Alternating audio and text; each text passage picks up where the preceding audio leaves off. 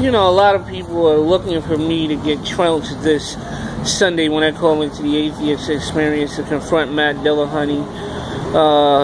But I'm telling you, he's going to have something on his hands to deal with on Sunday.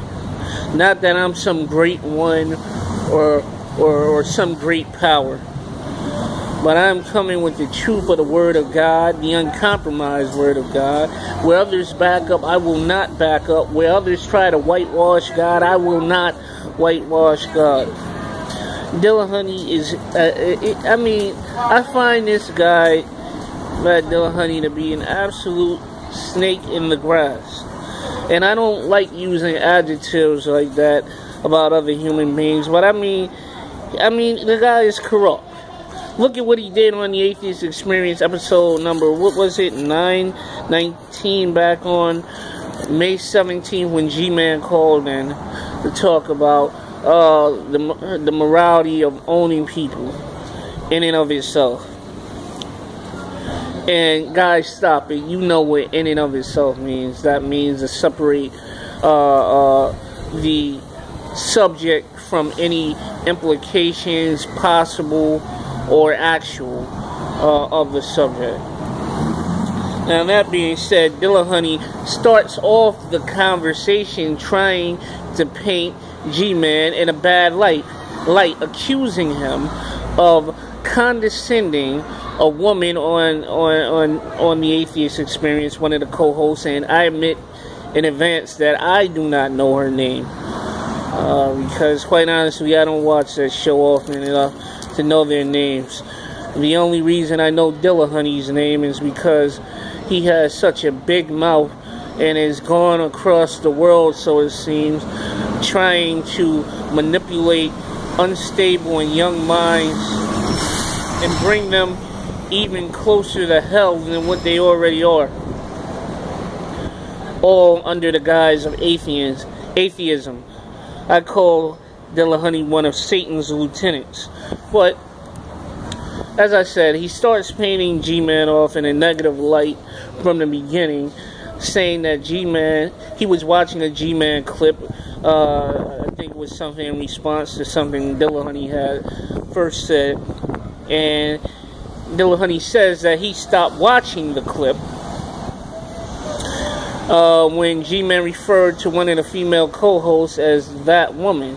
Now, instead of asking G-Man why he said that, or why he referred to the female co-host as that woman, he just goes off saying, which woman were you dismissing by calling them that woman?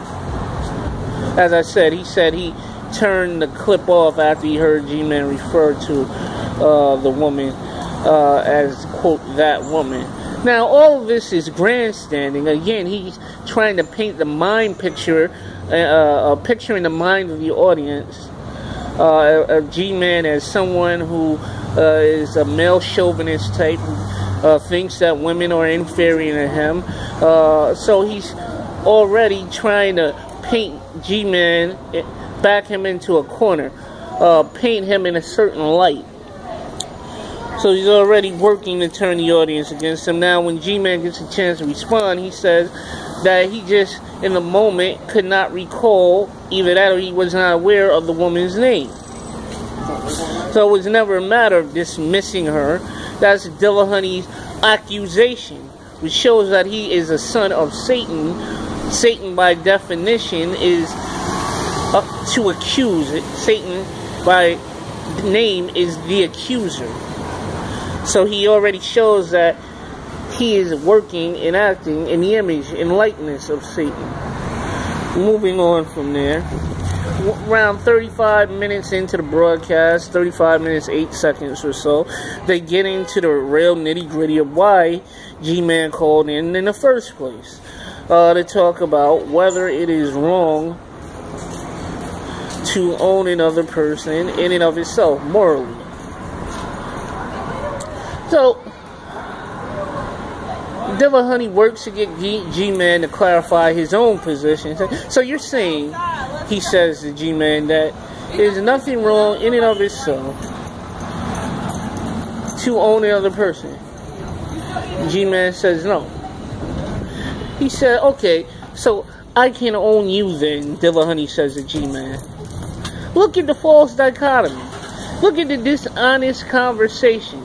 G-Man asked him to validate his point that, or his claim that it's wrong to own another person in and of itself, which is a moral question, versus now, can I own you, which is a will question. It's two different standards. Again, one is a moral question of whether something is right or wrong in and of itself. And please don't start with that. What does in and of itself means?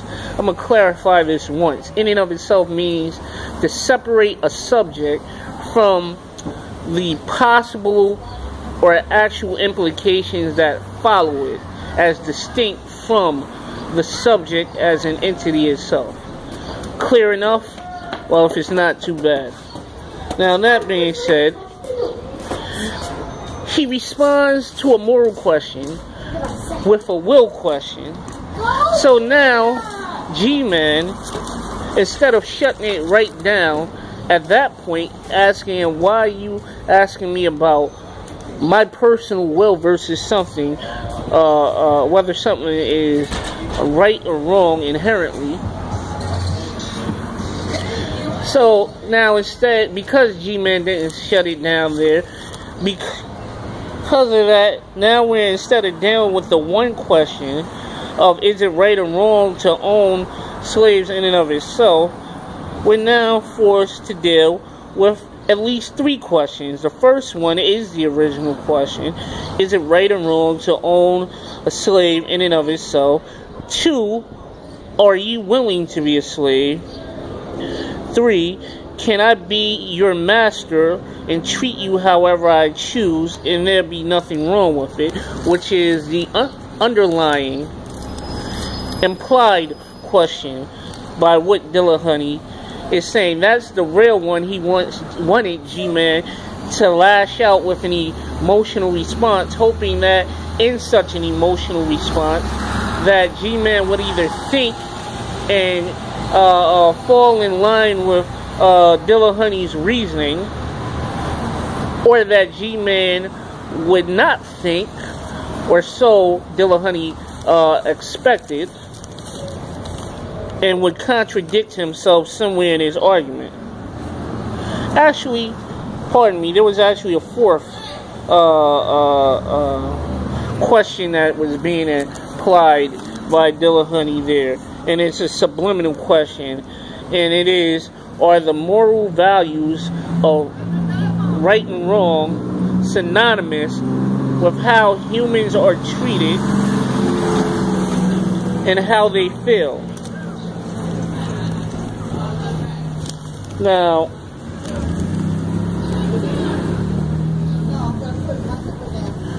this is where he subtly begins slipping in to mention that the heathen slaves, in contrast to the Jewish slaves, had no rights. At least that's how he came off on that particular area. In a response video to one of G-Man's earlier videos toward Dillahunty, Dillahunty did acknowledge that slaves, heathen slaves, had some rights, some recourse under the Mosaic law.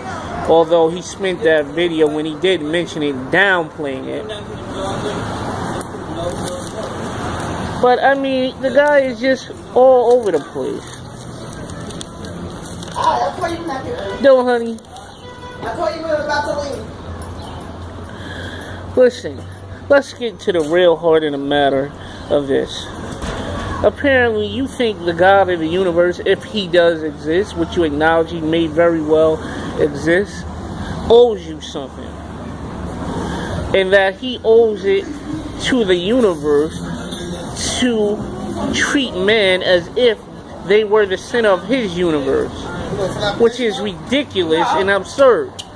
Now, you might say you never said those words, but it's implied in everything that you have said.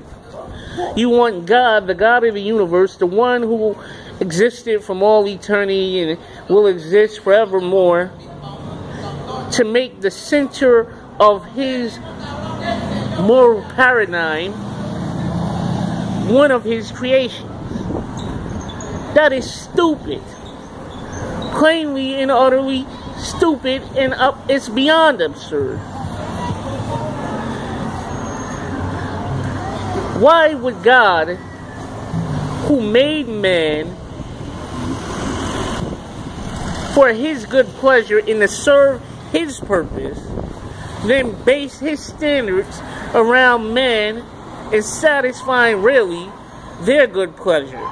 You like to talk about human beings basically are old freedom, or old to, like it's old to them, or humanity has an entitled to us to exercise our will and our longings and our desire however we so choose, and not even God has the right to infringe upon that. Are you stupid?